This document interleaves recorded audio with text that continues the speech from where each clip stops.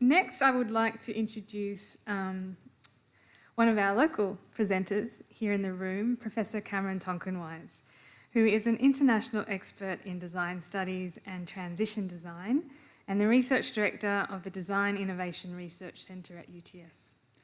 Cameron has long advocated for the field of design studies and its importance to ensuring the social responsibility of design professionals. And I think we've just heard quite a few examples of design problems that need solving, which I'm looking forward to discussing with you, Cameron. So Cameron's career has been extraordinary. He's been reshaping traditional thinking about design in lots of different places, including Parsons, the New School for Design, Carnegie Mellon University in the US, and as well as here at UTS. So it's a great pleasure to have you here. Please come up and take the stage, and we'd love to hear your presentation. Thank you. Thanks to Mel.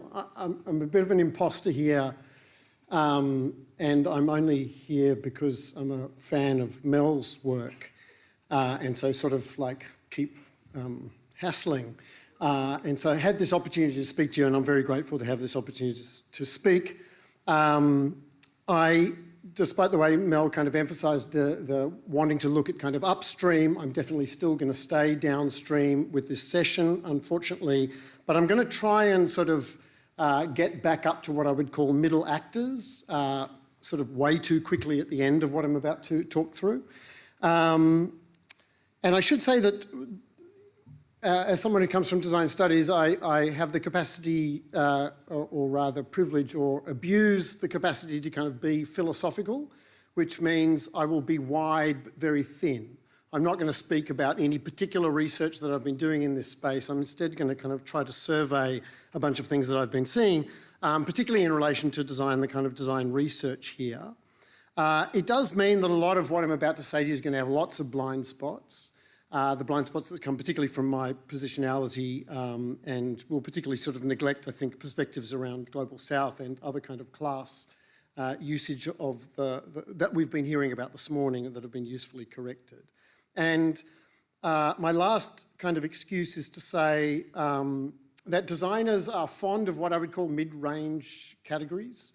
They like to have heuristics to kind of work with. It's part of their core language. And I'm going to abuse that to try and say, what are these mid-level categories that could be used to think about this?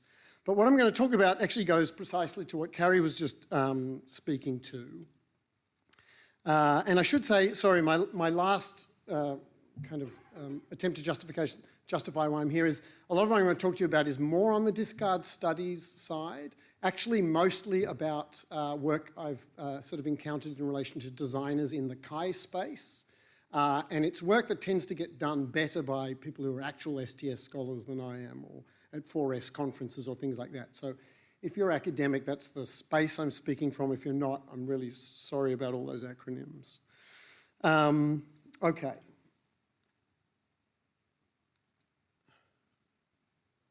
You said this might happen. Okay. This is a portrait of works intimacy, just to honour Gregg's, Melissa's book. I suspect that the percentage of my waking life that involves staring at either two screens, my phone or my laptop, is at least over 75%. Might be more, given that most of the time I'm not looking at a screen. I'm listening to audiobooks, podcasts of music, or music through one or other. This is not an interesting observation. It's probably the case for most of the people at an event like this. The only quirk might be that I come from a family that has had no television screen, wall-mounted television screen for 15 years. Not out of choice, just because we were overseas for 10 years and we never kind of got into the habit. So if we do watch anything, which is mostly films, we all do it through our laptops. Used to be together, now it's separate. It's not just a matter of screen time. I'm completely dependent on these objects to do almost everything I need to do. If I were to lose my laptop or my phone, I would be rendered completely dysfunctional, not least emotionally, and I would do nothing but attempt to find replacements. This strikes me, by the way, as a kind of, as I was thinking about this, I've been reading this book by Dan Evans. This is a segue. I should say these slides are more like footnotes than actual useful for this talk, which is a kind of reading of the two petty bourgeois, the difference between sort of tradies and small business owners on the one hand, and then kind of Richard Florida's creative class on the other. So it strikes me as an indicator of a class to be someone who depends upon this kind of laptop. Actual professionals use devices but deliver their expertise often without them, and the class above me still tends to have people mediating much of their device use. So I think it's kind of an interesting indicator to kind of say, you know, what class am I with this kind of dependence? So these things are on my person continuously, and my being depends on them. Ethic observations would suggest that these are my most precious possessions, if you were to study me anthropologically. But do I value them? In terms of Carrie's question previously, would I have any nostalgia for them if they disappear? And I'm here to talk about the fact that for me, in this particular case, and I think it's an interesting case to observe, but that might be a blind spot, I have no particular affection for these things whatsoever. The phone is my daughter's phone, it's a hand-me-down, and the laptop, as you can see, is my university's.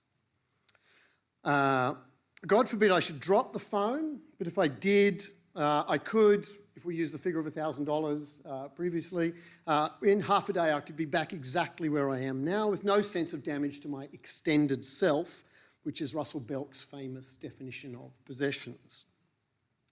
I have no need or desire to get a better computer or phone, both of which certainly exist, but if I was made to, without cost to me, I would. And as with many, I would have no clear idea what to do about my existing gear in terms of responsible disposal. So just to follow the previous presentation, there are currently 10 laptops in my 4-person household, 5 currently in use.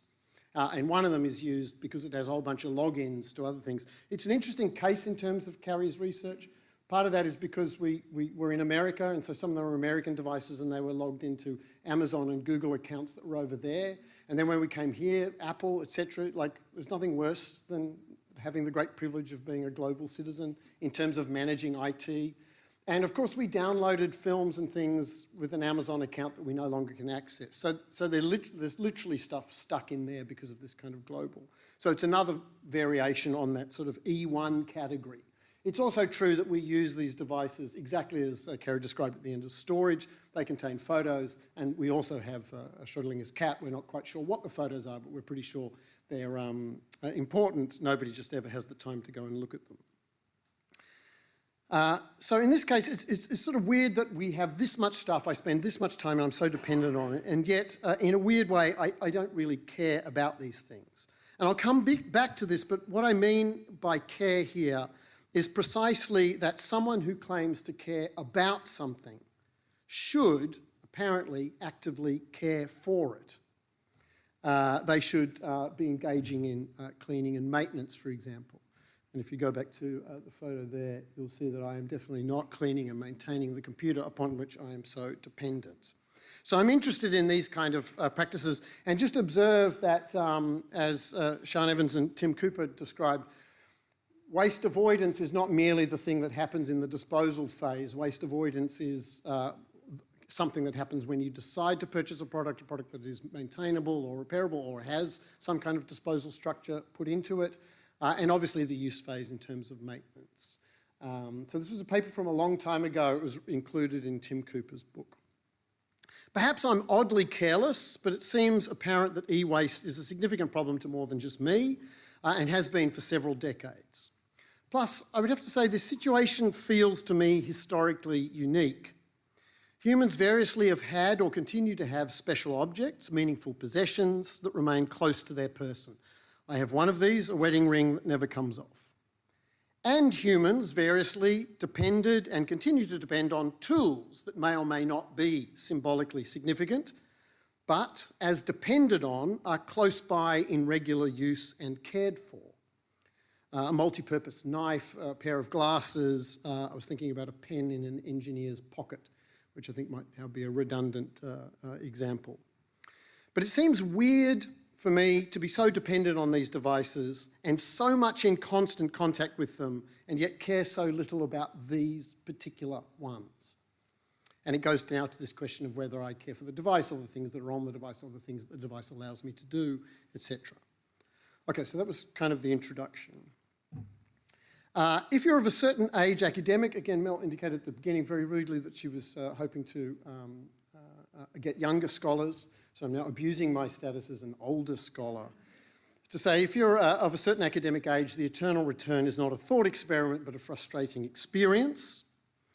I'm referring to the way in which certain approaches to unsustainable consumerism seem to resurface as if they had never been tried previously. And part of the problem here is that they are published in grey literature, so that tends to disappear. Also, the backwards digitisation of journals, so stuff that was being done in the 90s still sometimes isn't available on search. And it also has to do with the fact that I'm talking about design literature that remains kind of marginal. So just to give you a kind of quick history lesson, for instance, in the early 1980s, Walter Stahl arguing for shifting from fossil fuels back to human-powered labour as a way of both generating employment while enhancing product longevity. These ideas concerned what were called in those days functional sales and the maintenance economy, obviously what now gets called the circular economy. In the early 1990s, Friedrich Schmidt-Bleek reframed this in terms of climate change and reductions of materials intensity by arguing for a shift from ownership to usership.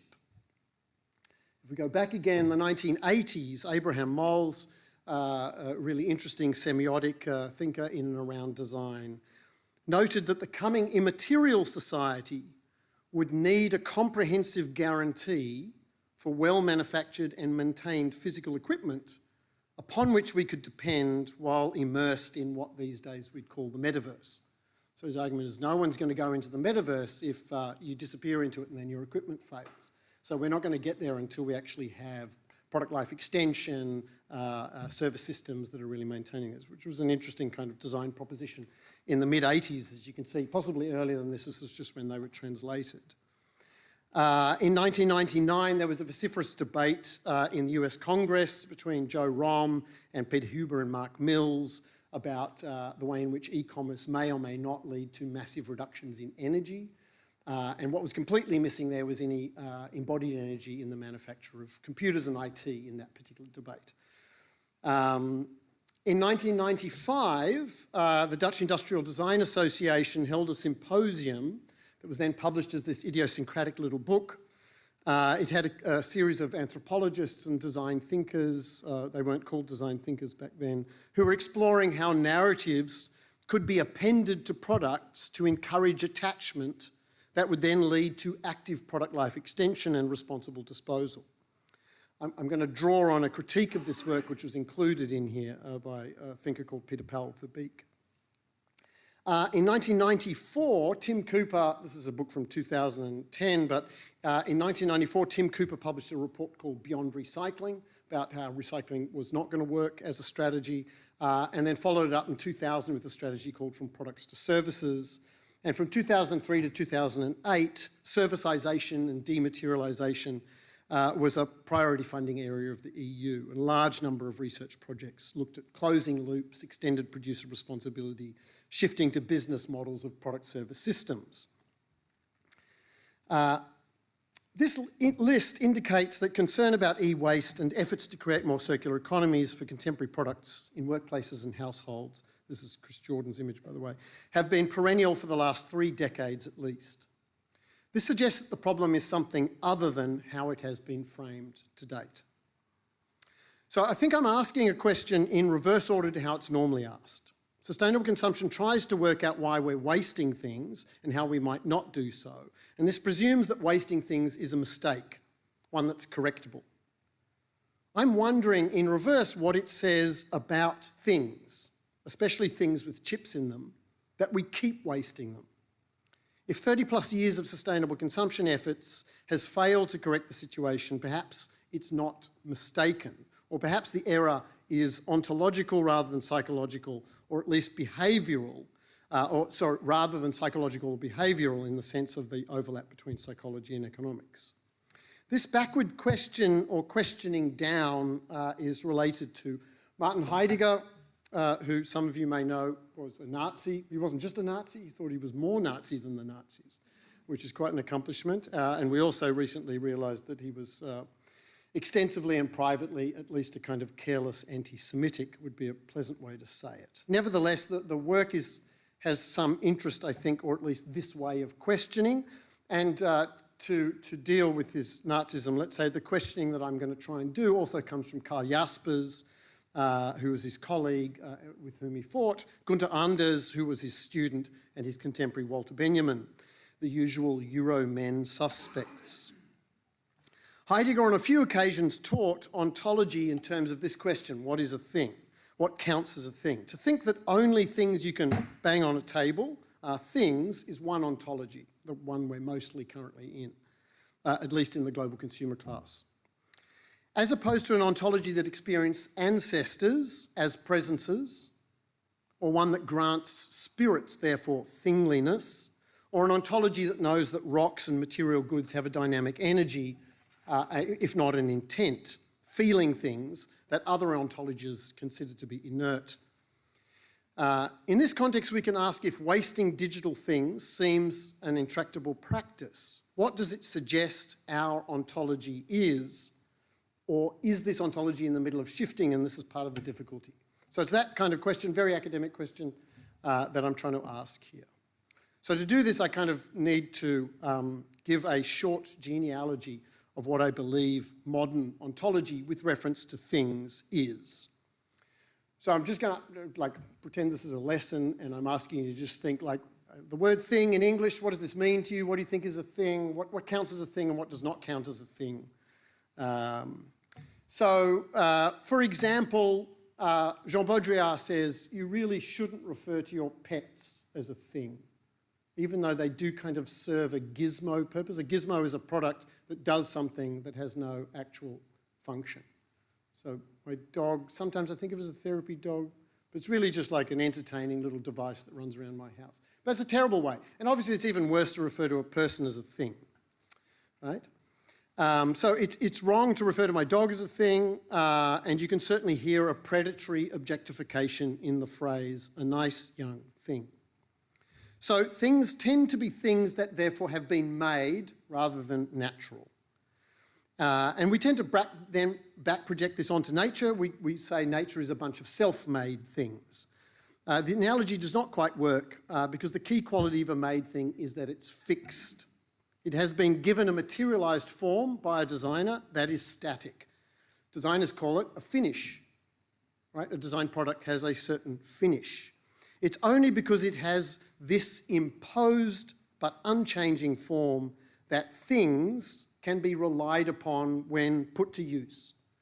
So you're sitting quietly listening to me talk in this very strange academic way only because you trust the seat is going to maintain its form underneath you right now, hoping it's not going to change in this way.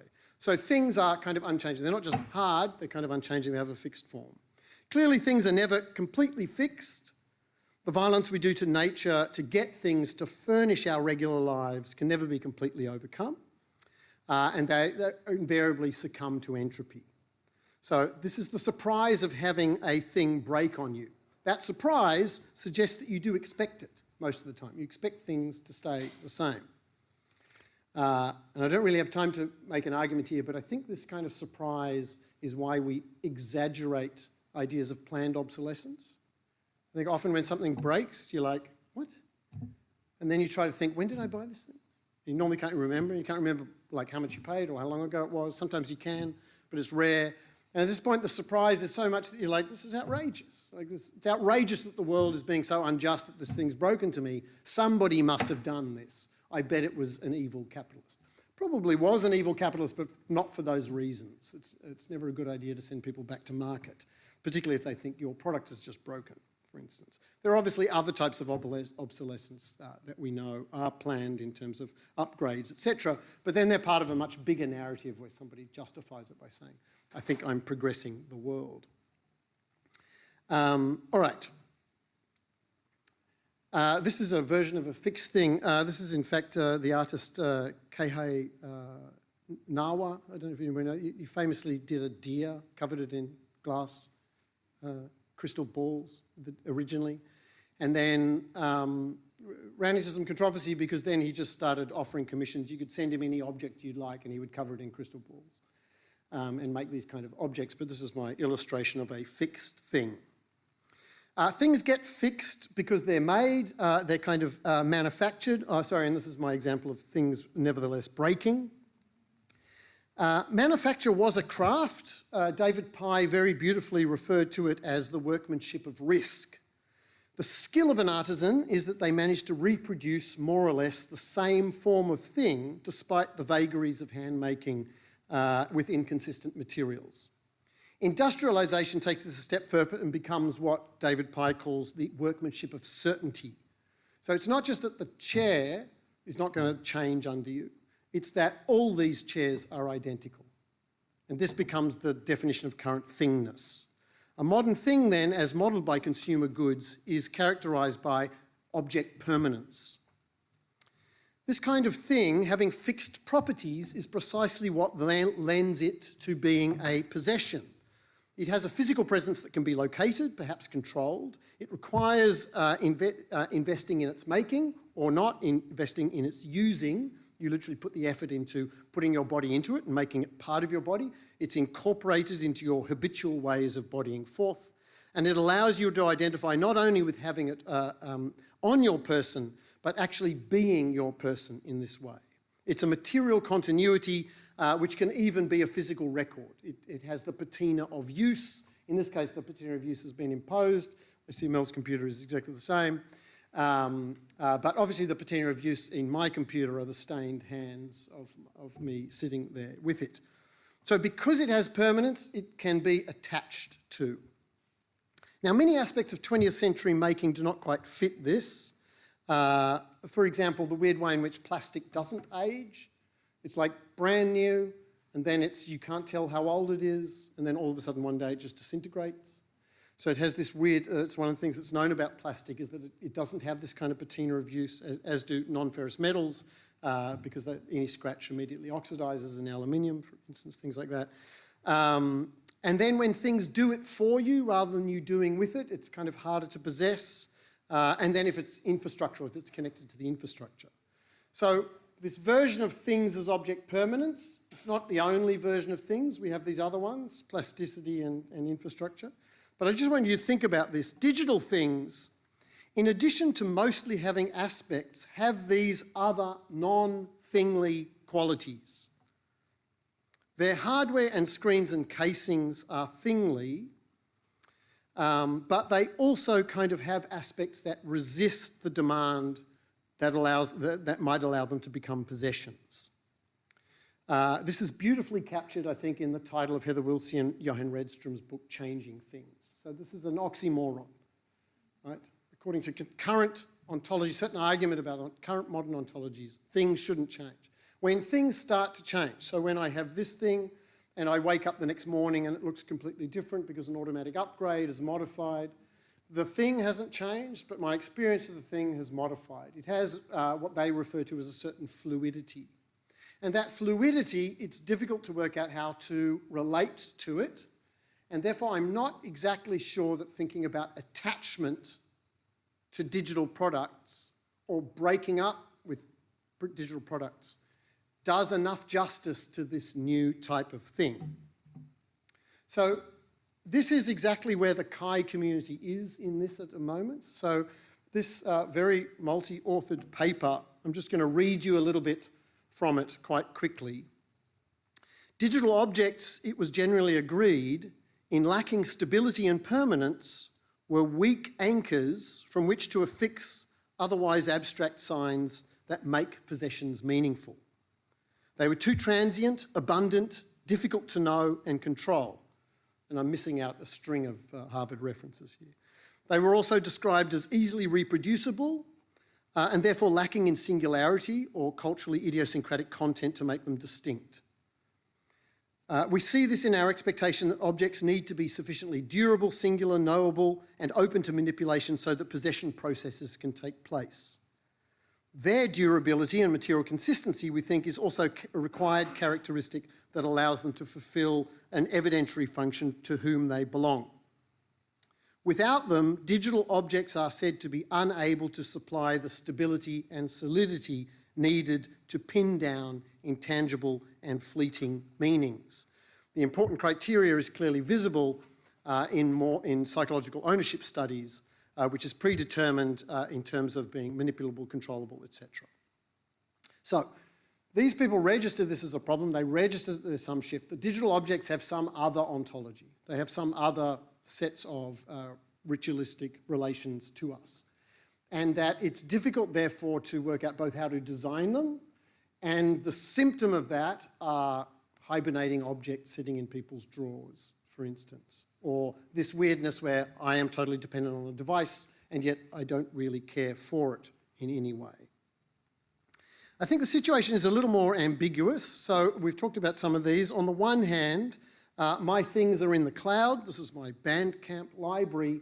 Unfortunately, Bandcamp has just been sold to someone that's causing me great worries about whether I will continue to access this excellent way of paying for music.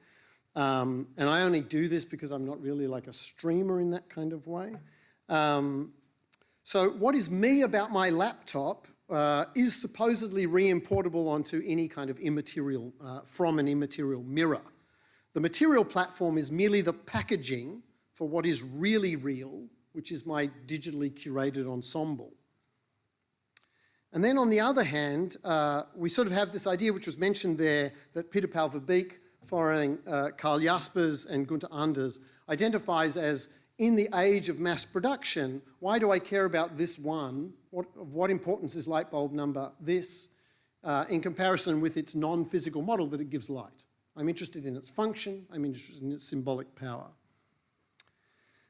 And then lastly, and I think this is sort of interesting in a discard studies way, not necessarily in terms of industry, though it's precisely the issues we've been hearing in terms of Morup and Carrie's research, which is that to some extent, digital devices have a plasticity. They are ideally reprogrammable. They ideally can become anything. They have an infinite reconfigurability within the limits of the Intel chip that's sitting inside them. But they have this kind of reprogrammability, and obviously there are entire communities that play with this in this kind of particular way. However, I think that plasticity is exactly as Catherine Malabou has identified. Plastics actually aren't plastic. There are very few plastics that actually have plasticity. There are very few thermoplastics you can actually infinitely mold. And it's the same with programmability. It suggests ideal reformability so that it could just go to second use, but it always has these kind of constraints. It has both material and immaterial at the same way.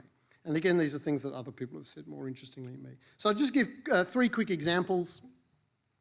The first is that mental models and habits, I think, are hangovers from earlier waves of the domestication of computers when their power systems were larger. And this is literally an older person. So I'm not sure how many people in the room remember the moment at which you were told never to turn off your computer at work.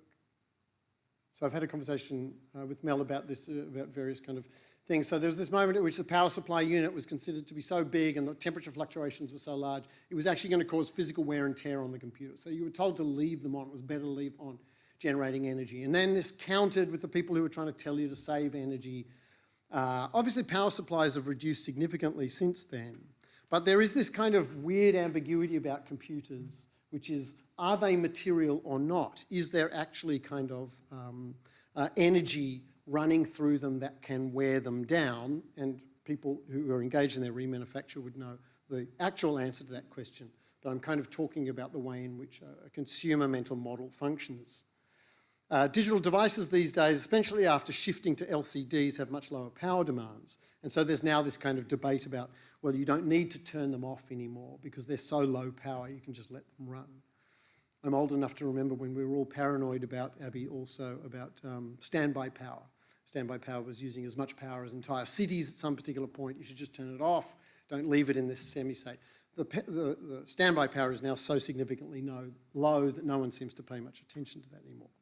A second instance of this ambiguity is the idea of physical movement. I found this amusing thing on Reddit. I wasn't aware of it. It was an app that you would throw your phone in the air and it would tell you how high you threw it. It was a competition. But then the person claimed they were just trying to get people to destroy their iPhones. So Apple took it off the app, apparently. But I use this to kind of say this, again, this weird, those of us who've lived through this transition, this weird sense that these objects which have a plasticity, at one point it was very dangerous to move them. These are precious devices, right? You didn't want to move them. They were fixed in one place. They were large, they were difficult to move, or if you did move them, it was very worrying. Like, there's sensitive electronics in them, do not move them. It's very weird that this thing literally tells you to shake it to do an erase gesture on your last text. Right? So there is this weird mental model of does it have moving parts or not. One of the main faults in a computer these days tends, as I understand that will be corrected, tends to be the cable running from the system to in a laptop. So literally because it's like the last moving cable in the device in the hinge. So it will often be that one that goes and then replace the screen, for instance. The wider issue here is just perceptions of wear and tear, which go to secondary markets, deriving from the material against material force and resistance. And I just gesture that this is also an issue in terms of EVs and the idea that they need less maintenance and that the auto mechanic industry is going to need a just transition. Because we don't need so many auto mechanics and it can now be done through more particular technical systems that are proprietary, etc. And then on the third level, I would suggest that because of these legacies, because of thinking like, do they use energy or not, are they movable or not, there is this last one which we have heard Carrie talk about and Sarah initially,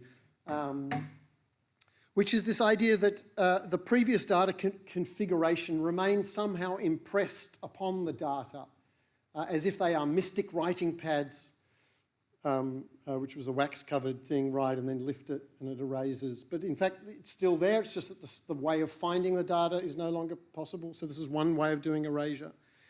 So we all hear stories of forensic computer experts who seem to be able to retrieve incriminating evidence from a phone that someone has driven their tractor over, to quote the situation of a corrupt partner of a recent Premier of New South Wales. It seems that there is a ghost in the machine which both makes refurbished systems less attractive and gives people pause before sending it off for recycling. And so we heard before the more certifying the data has been. And how do you create evidence? These are interesting design questions, like how do I know it's gone? How do I know a scammer can't find this? And I just note, by the way, just two parenthetical marks, an intriguing paper here by Ruth Muka, who's done a lot of work around product attachment, saying that if there are visible marks on a refurbished device, you can improve their value by telling people the story of the mark. And then they quite like, oh, I have a story and this came from that place. If there is no mark, telling people the story of the previous life will reduce its value. Small n number, very particular kinds of devices.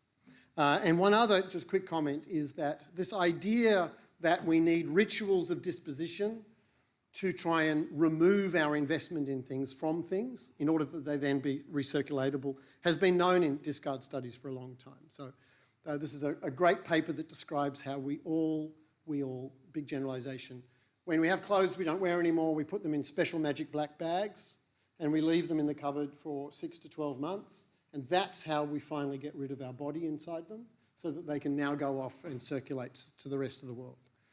And if it doesn't kind of smell like it's been sitting with naphthalene for a while, you're always suspicious about, did somebody just wear this yesterday? So these are what anthropologists think about, and this paper comes from quite a long way ago. What then to do about these more than things spread across ontological difference? I believe an appropriate response lies in a different one to the one that we've kind of heard. I'm taking too long. So a lot of what I'm talking about is product life extension that has proceeded via product attachment. So designers spend a lot of time doing playful things about creating new forms in which to put digital software in order to create different types of attachment in different contexts. So this was a ridiculous project by Bill Gaver and his colleagues at Goldsmiths in which they created tweets that would help nuns isolated from the world know what to pray about. So this is often common in the kind of chi space of people thinking about product attachment. The assumption behind all this work is that product life extension and responsible disposal depends on a sense of ownership. The logic is that if people only care for what they care about, therefore also vice versa. I think this is bad. This is kind of Harden's conservative argument about the commons. People don't care about what's in common, they only care about property, therefore we should enclose all the commons. Certainly we live in systems that incentivize this, but in addition to Ostrom's many counter-examples, I feel that you could divide the world into two people, the people who drive a rental car to the ground and the people who drive a rental car very carefully. And I think in the second example, you are seeing absolutely a care for that which you don't own, irrespective of how much insurance you've kind of taken out. Many people recognise that property is not a reason to care for something, but actually a reason, an excuse not to have to care for it. It's mine. I can do what I like with it. As Oscar Wilde famously noted, there are obligations that accompany property that are burdensome, and we often neglect them if we can afford to. So given all this, I think the product attachment strategy is a little bit of a continuation of the individualised responsibilisation. Sorry for the academic term, but it's parlance in sustainability for saying the problem is you. It's your individual carbon footprint, it's your plastic shopping bag. When the focus of the research into digital product sustainability is attitudes towards these digital non-things, it tends to obscure the people who have the correct attitude but are still struggling to do the right thing.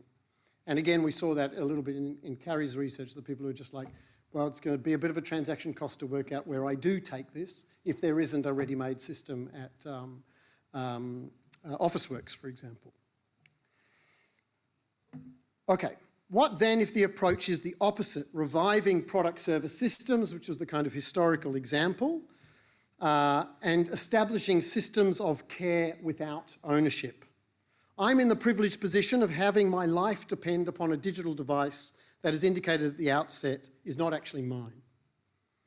In a classic neoliberal web, my laptop is lent to me as a result of lease arrangements with Apple and other subsidiaries, etc., acting as intermediaries in the enterprise, as we just heard, enterprise software world.